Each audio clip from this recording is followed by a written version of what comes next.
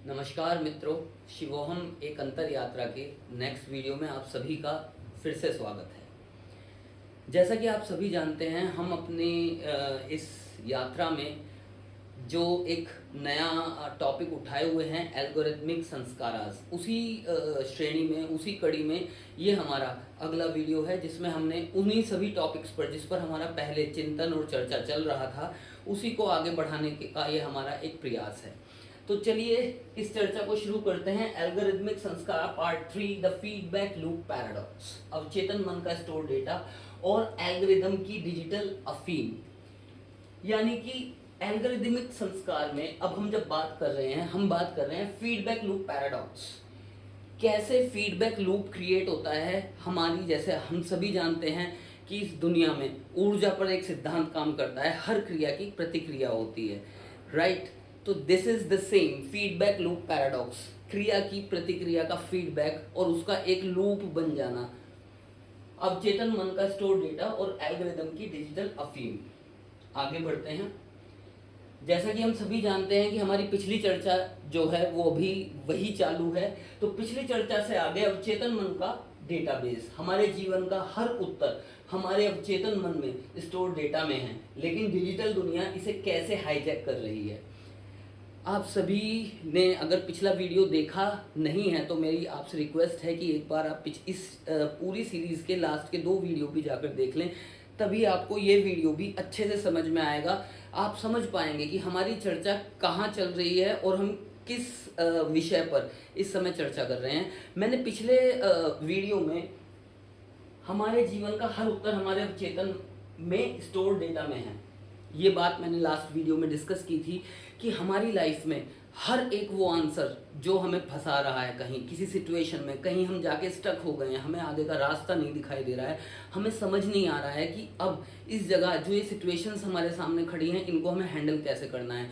तो मैंने इस पर एक एग्जाम्पल दिया था कि जो हमारी आँखें हैं, हमारे नेत्र हैं, हमारी इंद्रियाँ जो भी डेटा स्टोर करती हैं सब जगह से, हम उस वक्त एनालाइज करके अपने माइंड तक पहुंचा सिर्फ उतना डेटा पाते हैं जितने डेटा की हमें उस वक्त ज़रूरत होती है। लेकिन जैसे मैंने इसका एग्जाम्पल दिया था रूम वाला, उसी एग्जाम्पल से शुरू करते हैं, नेक्स्ट स्लाइड पे आते हैं।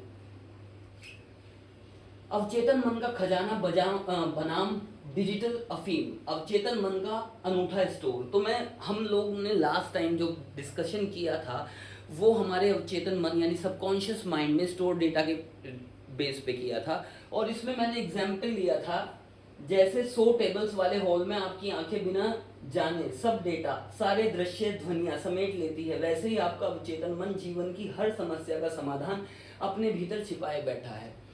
मैंने इसमें एग्जाम्पल लिया था कि सपोज कीजिए कि मैं आपको बोलता हूँ कि सामने एक हॉल रूम है जिसमें लगभग 150-200 सीट्स रखी हुई हैं, डेस्क हैं, सीट्स हैं। उनमें से हॉल के सेंटर में आपको ढूंढना है, किसी डेस्क के अंदर एक पेन रखा हुआ है, वो पेन मुझ तक लेके आना है। तो मैंने इसमें एग्जाम्पल को आगे बढ़ाते हुए कहा था कि जब आप एक रूम में एंटर होंगे, आप जाएंगे, आपके माइंड में सबसे पहले आपका माइंड एक पेन को कैरी किए हुए है अपने माइंड में, और डेस्क और सेंटर ऑफ रूम। यानी कि जब आप रूम में एंटर होते हैं, आपकी आईज उस रूम में हर एक डेटा को कैप्चर करती हैं, आपके कान उस रूम में जो भी आवाज़ है, सन्नाटा है, सन्नाटे की भी अपनी एक गूंज होती है, उसको सुनते हैं। आपकी नाक वहाँ पर जो भी एक स्मेल है उस वातावरण की, उस स्मेल को इनपुट की तरह लेती है। आपकी आंखें इनपुट ले रही हैं, नाक इनपुट ले रही है, आप जो भी कुछ वहाँ महसूस कर रहे हैं वो आपका इनपुट है, यानी वो डेटा है जो आपने वहाँ से कलेक्ट किया। मगर जब आप रूम से बाहर आए, आपके पास कितना डेटा था?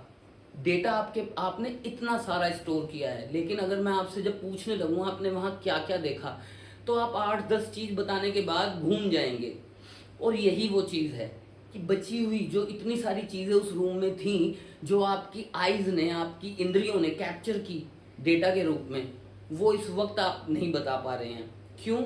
वो है आप ही के पास, लेकिन विचारों में चलता है, ख्यालों में चलता है, सोते हैं, सपने में दिखते हैं वो चीज़ें, जिन्हें हम कनेक्ट करने की कोशिश करते हैं कि ये सपना कहाँ से आया, ये सपना कहाँ से आया।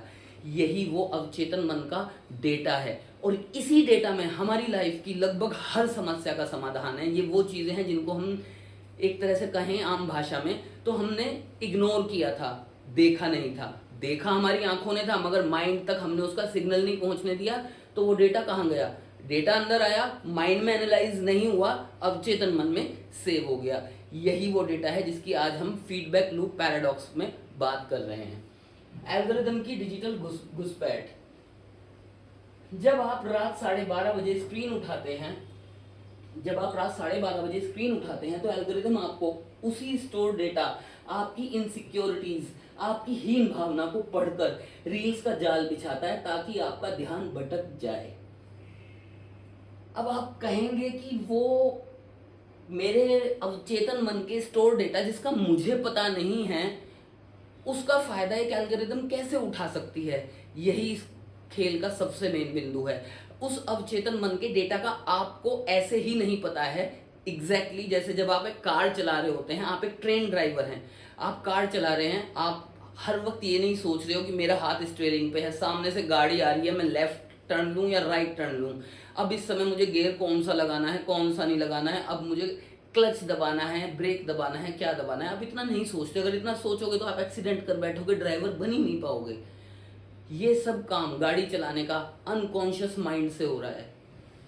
उस वक्त आपका फोकस गाने सुनने पे है, रोड पे है, पूरा रोड को ध्यान से देख रहे हो, गाने चल रहे हैं, पीछे कोई बैठा हुआ बात कर रहा है, उनकी बात भी दिमाग में चल रही है। आपकी बॉडी ट्रेंड है, अवचेतन मन आपका ट्रेंड है, अवचेतन मन खुद से गाड़ी को चला रहा है आपका, आप नहीं चला रहे हैं। अगर आप उसमें ज्यादा उलझो, जिस समय आपने अपने आप को उलझाया कि मैं गाड़ी चला रहा हूं और मैं अरे कुछ सामने आया, ये वही क्षण होता है जब हम खुद को बीच में लाते हैं और अक्सर एक्सीडेंट कर बैठते हैं हड़बड़ाहट में। क्योंकि जब हम फोकस से नहीं कर रहे हैं काम को, फोकस हमारे unconscious mind, sorry subconscious mind हमारा पूरी तरह फोकस होके गाड़ी को चला रहा है। सबकॉन्शियस माइंड हमारा, हम नॉर्मली समझ रहे हैं कि गाड़ी पूरी तरह से मैंने कंट्रोल की हुई है, लेकिन जिस वक्त हम इस एक लेयर को पार करते हैं, अनकॉन्शियस सबकॉन्शियस माइंड से निकलकर हम ये कोशिश करते हैं कि मैं गाड़ी को कंट्रोल करूं, वहीं एक लैग आता है बीच में। आपने कभी नोटिस किया होगा। चलिए इसी पे आगे बढ़ते हैं। तो एल्गोरिदम की डिजिटल घुसपैठ की हम बात कर रहे थे। तो यही जो हम, यानी कि मेरा कुल मिलाकर कहने का जो मकसद है वो ये है कि हमारे पास जो भी कुछ अवचेतन मन में है वो हमारे शब्दों से नहीं, हमारे एक्शंस में दिखाई देने लगता है। हर चीज के प्रति हमारी एक पहली प्रतिक्रिया जो निकल कर आती है, वो प्रतिक्रिया अवचेतन मन में स्टोर डेटा की होती है, लेकिन हम उसके ऊपर अप्लाई कर देते हैं कंडीशन डेटा को, और कंडीशन के अकॉर्डिंग हम फैसले लेते हैं, इसीलिए हम लाइफ में उलझते हैं। कंडीशनिंग पे फैसले लेते हैं, उलझते हैं।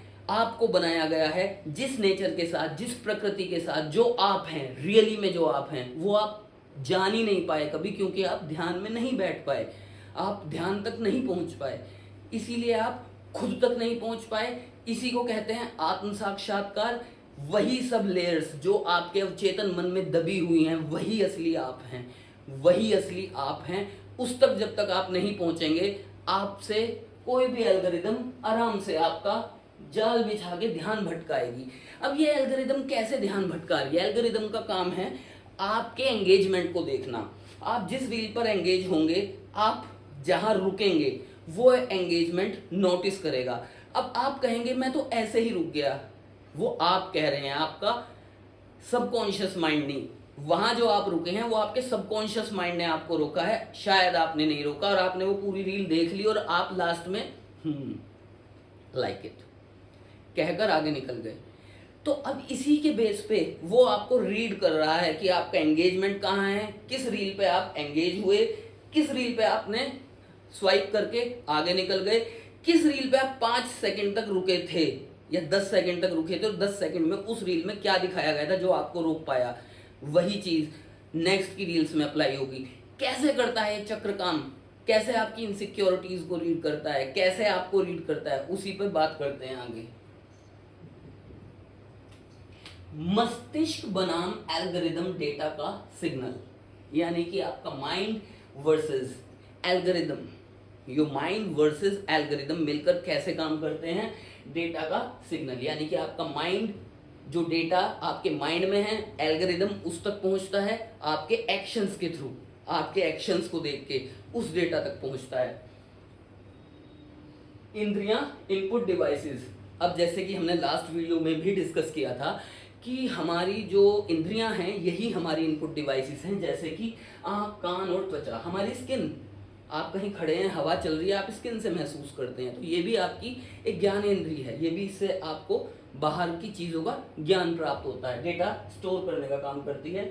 दिन रात डेटा एकत्रित कर रही हैं अवचेतन चित्त, सबकॉन्शियस सर्वर, अनंत यात्रा का असीम डेटाबेस।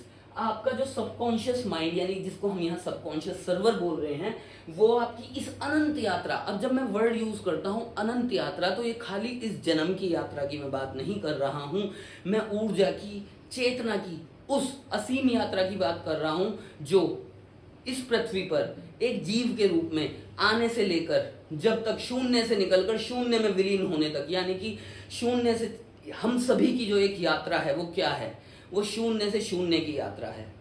और इस शून्य से शून्य की यात्रा को ही यहाँ मैं अनंत यात्रा कह रहा हूँ। उस महाकाल से निकलकर उस महाकाल में वापस विलीन हो जाने की इस यात्रा का यहाँ डिस्कशन चल रहा है। ब्रॉडकास्टिंग सिग्नल, जो विचार आपके भीतर आ रहे हैं वो आपके नहीं, ब्रह्मांड और वातावरण का सिग्नल है। जी हाँ, आपकी आंखें, आपकी इंद्रियां जो भी वातावरण से डेटा स्टोर कर रही हैं, डेटा कैप्चर कर रही हैं, वो आपके भीतर है। और वही डेटा, ये ब्रह्मांड और वातावरण का सिग्नल, जब मैं यहाँ इसके लिए वर्ड यूज कर रहा हूँ सिग्नल, तो इसका मतलब ये नहीं कि कहीं से बैठकर कोई इधर से सिग्नल आपको भेज रहा है। इसको यहाँ समझने के लिए बिल्कुल रियलिटी ग्राउंड पे इसको समझिए कि आपने अपने आसपास के वातावरण से, आपकी इंद्रियों ने जो भी डेटा स्टोर किया है, ये उस सिग्नल की बात हो रही है। लापता यूजर, द विटनेस, साक्षी भाव, जिसे टीवी की स्क्रीन देखकर खुद को फिल्म का हिस्सा समझने की भूल हो गई। अब यहाँ पर लापता यूजर कौन है? आप और हम, जो इस दुनिया में ऑलरेडी हैं। मैंने लास्ट वीडियो में साक्षी भाव की बात की थी। साक्षी भाव क्या है? साक्षी भाव बिना किसी आसक्ति के, बिना किसी भावना में अपने आप को लपेटे, बिल्कुल न्यूट्रल विचारों को डेटा की तरह देखना, सिर्फ एक जानकारी की तरह देखना। जैसे आपके पास 70 तरह की जानकारी आती हैं पूरे दिन, आप हर जानकारी से अपने इमोशंस को अटैच नहीं करते हैं। जब आप इमोशंस अटैच नहीं करते हैं तो आपको ध्यान दीजिए, उन बातों का आप पर इतना फर्क नहीं पड़ता, वो सिर्फ आपके लिए एक न्यूज़ या जानकारी होती है।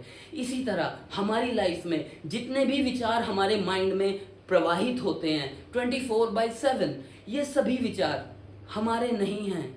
ये इनको हमें सिर्फ देखना है, साक्षी बनकर देखना है, इनके साथ कोई इमोशन नहीं ऐड करना है। जब हम अपने ही विचारों को साक्षी बनकर विदाउट एनी इमोशंस विटनेस करते हैं, तब हम धीरे धीरे साक्षी भाव अपना स्ट्रॉन्ग करते हुए दृष्टा बनते हैं। और वही भाव है जिसे हम आत्म साक्षात्कार तक पहुंचाने का एक भाव बोलते हैं। इस पर काफ़ी चर्चा हो सकती है, जिसमें हम आगे भी करेंगे, क्योंकि अब हमारे चैनल पर आगे इस विषय पर चर्चाएं बढ़ती जाएंगी। अभी अपने टॉपिक पर आगे बढ़ते हैं। तो यहाँ लापता यूजर का मतलब यही है, हम जब एक स्क्रीन पर, टीवी पर फिल्म देख रहे हैं और हम एक क्षण के लिए भूल जाएं कि मैं फिल्म देख रहा हूं, हमने उस फिल्म के किसी एक पात्र से, किसी एक कैरेक्टर से अपने आप को इतना अटैच कर लिया कि हम पूरी तरह उसमें अपने आप को उसका हिस्सा मानकर देख रहे हैं। और जब हम फिल्म का हिस्सा मानकर देखते हैं तो हम इमोशंस के साथ हंसते भी हैं, रोते भी हैं। लेकिन जब हम पूरे बोध भाव के साथ फिल्म देखते हैं कि ये सिर्फ एक फिल्म है, इसमें मेरा कुछ भी नहीं, तो वो हमारे लिए सिर्फ एक एंटरटेनमेंट होता है, इंफॉर्मेशन होता है। भावनाओं के साथ हम ऊपर नीचे हिलोरे नहीं ले रहे होते हैं उसमें। अब इसमें आगे बढ़ते हैं। नियंत्रण की स्वतंत्रता का भ्रम, द इल्यूजन ऑफ चॉइस। अब यही वो बात है जिस पर नेक्स्ट स्टेप पर आकर आपको और कुछ समझने की जरूरत है। व्हाट इट इज कि आप जब रील्स को हैंडल कर रहे हैं, रील्स चला रहे हैं, आपको लगा कि ये रील पर मैं रुका, ये मैंने देखी, बट नहीं। आइए, जब हम रात को फोन उठाते हैं और कहते हैं कि बस 5 मिनट देखूंगा, तो वो फैसला हमारा नहीं होता। कैलिफोर्निया में बैठे न्यूरो साइंटिस्ट और एल्गोरिदम्स आपकी इस इच्छा को पहले ही प्रोडक्ट करके नियंत्रित कर चुके होते हैं। जी हाँ, कैसे कैसे उन्होंने आपकी पूरी इच्छा शक्ति को नियंत्रण किया, कैसे आपकी इच्छा शक्ति को उन्होंने कैप्चर किया। नेक्स्ट स्लाइड पे आते हैं। वैल्यूएबल रिवॉर्ड शेड्यूल, कसिनो और रील्स। कसिनो की स्लॉट मशीन, अनिश्चितता का नियम। स्लॉट मशीन का हैंडल खींचने पर पैसा कब निकलेगा यह तय नहीं होता। न्यूरॉन्स का खिंचाव, अगर हर बार पैसा निकले तो बोरियत, कभी ना निकले तो खेलना बंद। लेकिन जब कभी निकलेगा, कभी नहीं होता है, तो दिमाग में सबसे तीव्र डोपामिन का स्पाइक होता है। आप लोग में से काफी लोग जानते होंगे कसिनो की स्लॉट मशीन कैसे काम करती है। बेसिकली उसमें एक हैंडल होता है, हैंडल खींचा जाता है। हैंडल खींचने के बाद चांसेस हैं, प्रोबेबिलिटी का रूल अप्लाई होता है। आपकी प्रोबेबिलिटी है आप जीत भी सकते हैं पैसे, नहीं भी जीत सकते हैं। तो यहीं पे अगर हम देखें न्यूरॉन्स पर कैसे असर डालता है ये। अगर हर बार पैसा निकले, अगर ये बात 110% श्योर हो कि हम जब भी स्लॉट मशीन खींचेंगे पैसा निकलेगा, तो पहले तो ये बिजनेस ही बंद हो जाएगा, क्योंकि इतना पैसा किसी के पास नहीं है कि जो भी कोई आए 10 रुपए या 100 रुपए, 200 रुपए, 500, 1000 जो भी है उस टिकट के बदले वो करोड़ों रुपए, लाखों रुपए जीत कर ले जाए। तो इतना धर्मार्थ किसी ने नहीं चलाया हुआ। कसिनो की दुनिया को उसे अमीर बनाने का उसने ठेका ले लिया है। कभी ना निकले तो खेलना बंद, और अगर उसमें से कभी पैसा ही ना निकले तो थोड़े समय बाद आप सभी लोग जान जाएंगे तो बेकार का मामला है, कहीं इससे कुछ नहीं निकलता। लेकिन जब कभी निकलेगा, कभी नहीं निकलेगा, व्हाट दैट मीन्स ये आपके इमोशंस से खेल रहा है, यानी आपके भीतर एक अनसर्टेनिटी को जन्म दे रहा है, आपके भीतर एक प्यास को जन्म दे रहा है कि शायद मैं कर जाऊं। तो क्या होता है, कभी नहीं होता, तो दिमाग में सबसे तीव्र डोपामिन का स्पाइक उठता है। अब ऐसे में यही वो चक्र है जिसमें वो आपको फंसाते हैं। रील्स का स्वाइप लूप, अब ये हैंडल से आ जाते हैं हम कसिनो के रील्स के स्वाइप लूप पर, यानी स्वाइप अनिश्चित रील्स। पहली रील बोरिंग लगेगी आपको, वो जानबूझ के बोरिंग लगाएंगे कसिनो की तरह, जैसे पहली बार में पैसा नहीं निकला। दूसरी सामान्य, दूसरी में आपको लगेगा लगभग आप पास पहुंचते हुए रुके हैं कसिनो में। इसी तरह दूसरी तीसरी रील एक सामान्य सी रील होगी आपके अकॉर्डिंग, जिसे आप थोड़ा सा एंगेज कर जाएं। तीसरी धमाकेदार जैकपॉट रील होगी, ऐसी रील जिस पर आपका सबसे ज्यादा एंगेजमेंट रहता है, जिस पर आपका सबसे ज्यादा आप जाकर रुकते हैं, और सबसे ज्यादा आज तक की हिस्ट्री में आपने उस तरह की रील्स को सबसे ज्यादा वॉच टाइम दिया है। तीसरी रील वो दिखाकर वो वहीं आपको डोपामिन स्पाइक देंगे, और जैसे ही आपको डोपामिन स्पाइक मिला आपके मन में तुरंत आएगा थोड़ी देर और सही। आगे बढ़ते हैं इसमें, शायद का जाल। अब इसी को पहले पूरा कर लेते हैं। दूसरी सामान्य, तीसरी धमाकेदार जैकपॉट, फिर चौथी बोरिंग, फिर उसके बाद चक्र वहीं से शुरू हो जाएगा, फिर चौथी बोरिंग, पांचवी थोड़ी एवरेज, छठी धमाकेदार। शायद का जाल, आपका अंगूठा रील के लिए नहीं रुकता, बल्कि शायद अगली रील और अच्छी होगी, इस प्रत्याशा एंटिसिपेशन के चक्कर में बिना रुके स्वाइप करता चला जाता है। आपको लगता है शायद नेक्स्ट रील अच्छी होगी, शायद नेक्स्ट रील अच्छी होगी, और इस वजह से आप नेक्स्ट स्वाइप करके उस जंजाल में रात 12:30 बजे फंसते हैं, और सुबह 3 बजे तक आप उसी एक लूप में, फीडबैक लूप में आप उलझ कर रह जाते हैं। योग सूत्र और न्यूरोसाइंस का संगम।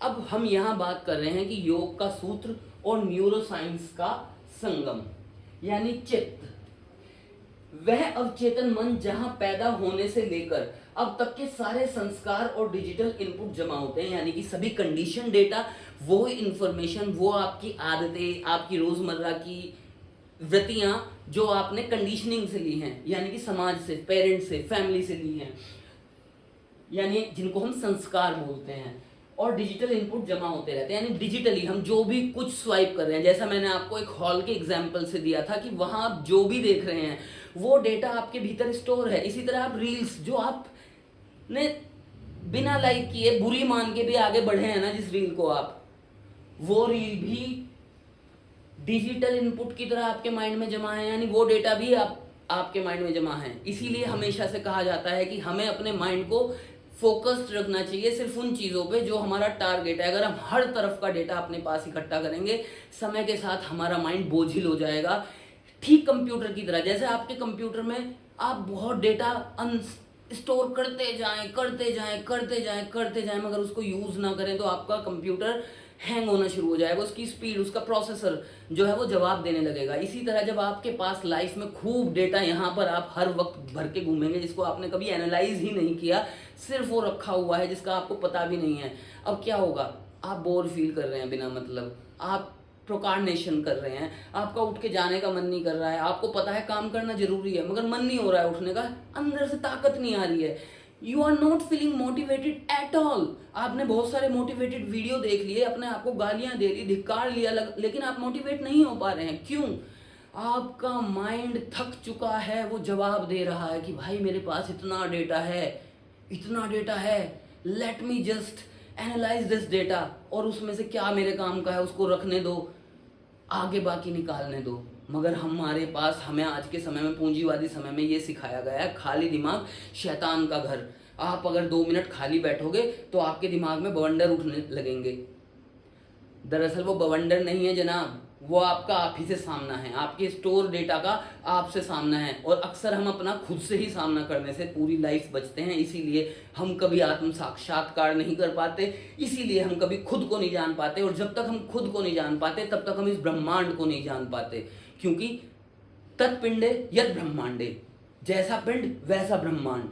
तो अगर आपको ये दुनिया जाननी है तो आपको दुनिया में निकलने की जरूरत नहीं है। दुनिया जानने के लिए आपको ध्यान में एक जगह सांसों पर ध्यान लगाकर बैठने की जरूरत है। बाकी समय पर छोड़ने का आपका फर्ज है। समय पर छोड़िए, समय आपको इस भंवर से निकाल कर ले जाएगा। But be patient. ध्यान कोई चमत्कार नहीं है, आप बैठे, ध्यान लगा और हर चीज से आप रिलीव होने शुरू हो गए, नहीं।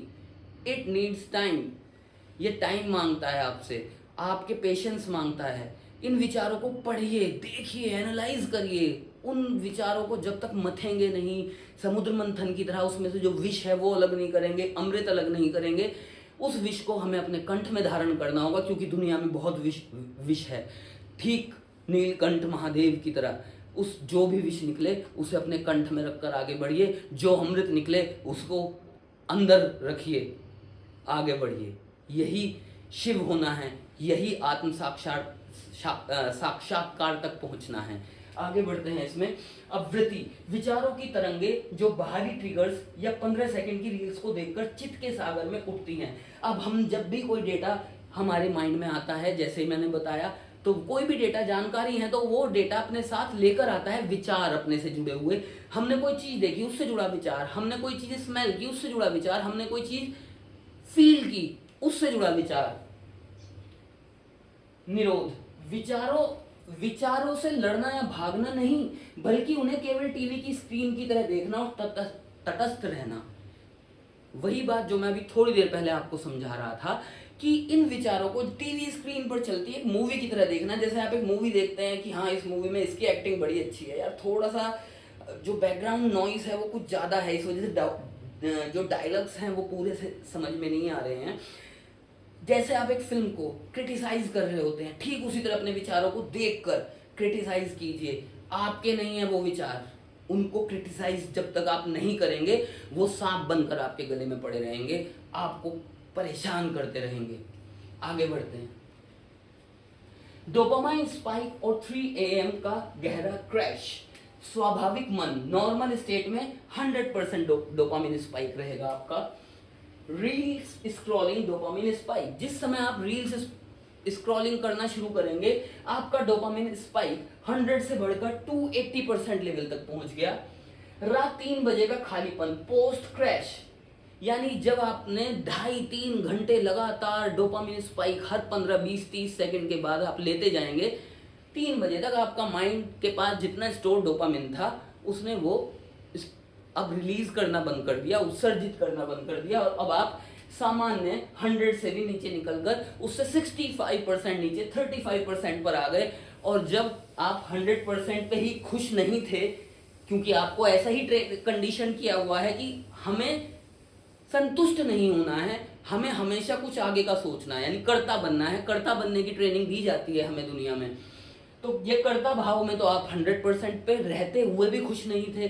आपको उसे बढ़ाना पड़ा 280% तक। अब जब आप 100 पे खुश नहीं थे, आप एक्सपीरियंस कराए 280% तक का, और जब आप वहां से नीचे आके इस गहरी खाई में आप 35% पर आके जब गिरे, आपके पास कुछ भी नहीं था, आपको लगा मेरी जिंदगी बर्बाद हो गई।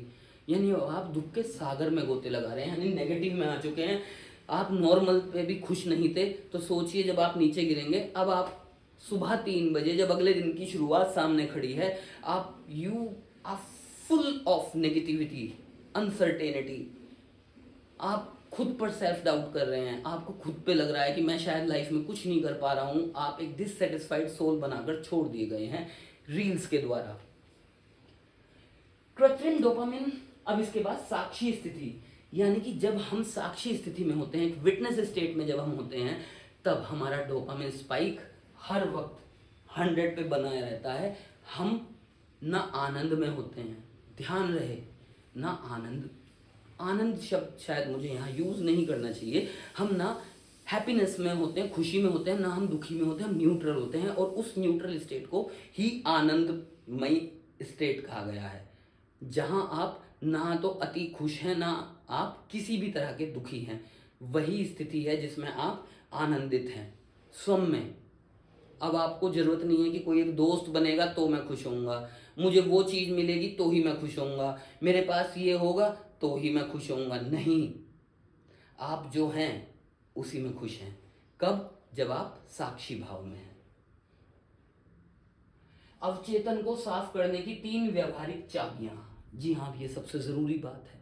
बीमारी बताई, इलाज बताए बिना वीडियो खत्म कैसे हो, वही ध्यान, वही साक्षी भाव, लेकिन 3 चाबियां हैं यहाँ। 3 सेकंड गैप रूल। जब भी रील्स देखने या प्रतिक्रिया देने की तीव्र इच्छा जागे, 3 सेकंड रुककर कहें यह सिग्नल बाहर का है, मेरा नहीं। Rule for life, not for reels only, not for social media only, but this is the rule of life. जब भी कोई चीज, कोई डेटा, कोई विचार किसी दूसरे का, कोई ऐसी बात, कोई आपके भीतर का विचार अंदर से उठे, सपोज करो मैं सड़क पे जा रहा हूं, मैं एक कानून पसंद इंसान हूं, मुझे रूल्स फॉलो करके रहना, मैं मतलब मेरे लिए एक ऐसा है कि मैं उस रूल तोड़कर खुश नहीं रह पाता हूं। तो अगर मैं एक सड़क पे जा रहा हूं, मैं रूल फॉलो करके चल रहा हूँ, कुछ लोग हैं जो इंडिया में बहुत हैं ऐसे जो रूल फॉलो नहीं करते हैं, इंडिकेटर नहीं देते हैं, हाथ देकर नहीं मुड़ते हैं, अचानक से कहीं भी मुड़ जाएंगे, कहीं भी कट मार देंगे, अचानक से यू टर्न ले लेंगे। अब ऐसे लोग नॉनसेंस होते हैं। मुझे आज से 10 साल पहले ऐसे लोगों पे बहुत गुस्सा आता था, मेरी लड़ाई हो जाती थी उन लोगों से सड़क पे, जो कि एक काफ़ी पेनफुल सिचुएशन थी मेरे लिए, लाइफ के लिए बहुत चैलेंजिंग सिचुएशन थी। खैर, बात करेंगे इस विषय को, बाद में कभी हमें उठाना है। तो जब भी कभी हमें कोई ऐसी अनफेवरेबल सिचुएशन का सामना करना पड़ता है जहां हम अचानक से ट्रिगर हो सकते हैं, वहां बस हमें ये 3 सेकंड रूल अप्लाई करना है। हम रील देख रहे हैं, कोई विचार उत्पन्न हो रहा है, तब भी 3 सेकंड रूल। किसी भी डिसीजन पे पहुंचने से पहले, किसी और के विचार सुनकर उस विचार पर ट्रिगर होने से पहले, डिसीजन लेने से पहले, हमें 3 सेकंड उस विचार को दूर होके, एक कदम पीछे हटके उस विचार को देखना है। जब हम उसे देखेंगे साक्षी बनकर कि ये मेरा विचार नहीं है, दिस इज नॉट मी, तब आप उससे मुक्त होंगे। सूचना का उपवास, इनपुट फास्टिंग। रात को सोने से 1 घंटा पहले और सुबह उठने से 1 घंटा बाद स्क्रीन को पूरी तरह बंद रखें। ये हमने डिजिटल फास्टिंग काफ़ी सुनी है, काफ़ी पॉपुलर भी है। कुछ लोग 10 दिन, 15 दिन, 20 दिन के लिए बीच बीच में डिजिटल जो है डिटॉक्स करते रहते हैं। मैंने खुद सोशल मीडिया से अपने आप को बर्बाद करके, मतलब मेंटली बर्बाद करके 2020 में फेसबुक छोड़ा है और 2023 में मैंने इंस्टाग्राम छोड़ा है। और यही वो डिजिटल उपवास की बात हो रही है यहाँ पे। डिजिटल उपवास 1 घंटा सुबह, 1 घंटा शाम रील से, ये प्रैक्टिस के लिए है। सुबह सो के उठने से 1 घंटे बाद तक आप ध्यान रखें कि मुझे फ़ोन में से सिर्फ मैसेज देखने हैं कि कोई ऑफिशियल मैसेज तो नहीं है, अदरवाइज़ मुझे कहीं नहीं जाना है, मुझे फ़ोन में कोई रील नहीं चलानी है, कोई डेटा चेक नहीं करना है मुझे। ऐसे ही रात को सोने से पहले 1 घंटा पहले डेटा ऑफ, और उसको आप सुबह में ऑन करेंगे सो के उठने के 1 घंटा बाद। साक्षी डायरी। मन के विचारों और डर को किसी निर्णय के बिना कागज पर केवल एक डेटा की तरह दर्ज करें। अगर आप में से कुछ लोग डिप्रेस भी रहे हैं हाल फिलहाल में और वो किसी वजह से थेरेपिस्ट के पास गए हैं, तो थेरेपिस्ट सबको यही सलाह देता है कि आपके मन के जो भी विचार हैं उनको नोट डाउन कीजिए, jot down all the thoughts and ideas which came across into your mind. So वही सबको लिखिए, उनको लिखने से वो एक्सप्रेस होते हैं। एक्सप्रेशन ही हम लोगों की सबसे मूलभूत प्रॉब्लम है, इस पर भी हमें आगे बात करनी है। एक्चुअली थोड़ा सा इस पर एक आपको आइडिया देता हूँ। इस दुनिया में हम सभी एक्सप्रेस होना चाहते हैं और प्रॉब्लम है कि हम सभी एक्सप्रेस होना चाहते हैं। यानी कि जब सभी एक्सप्रेस होना चाहते हैं तो सुनने वाला कोई नहीं है, सिर्फ सुनाना की चाहत रखने वाले सभी हैं। और यही एक प्रॉब्लम इस पूरी दुनिया को उलझाए हुए है, लोगों के बीच में लड़ाइयाँ और झगड़े करवाए हुए हैं। इस पर वीडियो बाद में बनाएंगे। महर्षि पतंजलि का अमर सूत्र, योगश्चित्त वृत्ति निरोधः तदा दृष्टुः स्वरूपे वस्थानम। पतंजलि योग सूत्र। जब चित्त की वृत्तियों का निरोध होता है तब दृष्टा साक्षी अपने वास्तविक स्वरूप में स्थित हो जाता है। यानी जब चित्त की वृत्तियों को, यानी कि चित्त जो हमारे मन की आदतें हैं उनको हम निरोध करके रोक लेते हैं, तभी वास्तविक रूप में आप स्थित हो जाते हैं। यानी साक्षी भाव में स्थिर होना आप तभी शुरू होते हैं जब अपने मन के अंदर उठने वाले इन सभी विचारों को पकड़ना, कंट्रोल करना, कंट्रोल नहीं, मैंने गलत वर्ड यूज किया, पकड़ना शुरू करेंगे, देखना शुरू करेंगे इनको। जैसे टीवी पर फिल्म चल रही है, आप उसमें कुछ आपको अच्छी लग रही है, बुरी लग रही है। सपोज करो आपको हीरो से चाहत है कि ये हीरो इस वक्त ये ना करके वो करे, मगर आप नहीं कर सकते, कंट्रोल नहीं कर सकते क्योंकि पिक्चर बन चुकी, किसी और ने बना दी है। इसी तरह ये विचार जो आपके मन में है, आप इनसे लड़िए बिल्कुल मत कि इसे मैं बदल दूं, ये अच्छा है बुरा है, उससे जुड़ा हुआ गिल्ट अपने भीतर मत आने दीजिए। बुरे विचार से जुड़ा गिल्ट, अच्छे विचार से जुड़ा अभिमान कभी अपने भीतर मत आने दीजिए। जब तक आप भावनाओं से विचारों को अलग रखेंगे तभी तक आप साक्षी की ओर बढ़ेंगे, अन्यथा आप उसी जगह, उसी दलदल में हमेशा घिसते रहेंगे। क्या आपका दिमाग आपका अपना है? आपके अनुभव कमेंट सेक्शन में जरूर साझा करें। जी हाँ, अब इस पूरे वीडियो में हमारा डिस्कशन यही था कि क्या आपका दिमाग वास्तव में अपना है, और हमने यही डिस्कस किया कि रियली में हमारा जो माइंड है वो पूरी तरह से हैक किया जा चुका है।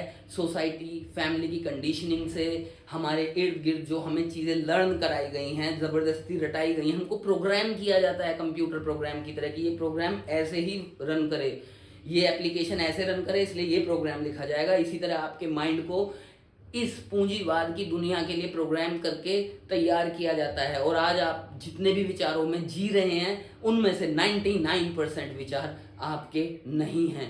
Either they came into your mind through conditioning और digital data। नमस्कार दोस्तों, उम्मीद करता हूँ आपको हमारा वीडियो पसंद आया होगा। हमारे वीडियो को लाइक कीजिए, चैनल को सब्सक्राइब कीजिए और हो सके तो वीडियो को शेयर कर अपना आशीर्वाद जरूर दीजिए। नमस्कार।